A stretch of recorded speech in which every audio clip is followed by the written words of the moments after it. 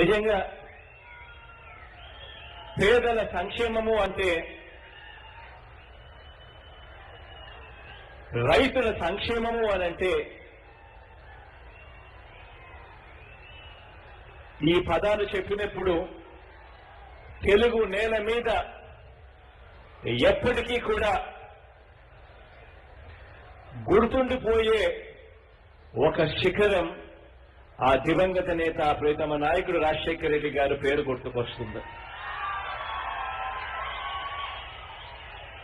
రైతులకు ఉచిత విద్యుత్ అయినా సరే, ఆ రోజుల్లో ఉచిత విద్యుత్ ఇవ్వాలి అంటే ఇలా తీగలు చూపించి ఈ తీగల మీద బట్టలు ఆరేసుకునేదానికి ఈ తీగలు తరమవుతాయి అని చెప్తున్న పరిస్థితుల మధ్యలో లేదు, రైతన్నలకు ఉచిత విద్యుత్ ఇవ్వగలుగుతాము, ఇచ్చి తీరుతాము అని చెప్పి ఏకంగా మొట్టమొదట సంతకం చేసి అమలు చేసిన ఆ దివంగత నేత ప్రియతమ నాయకుడు రాజశేఖర రెడ్డి గారు గుర్తుకొస్తారు.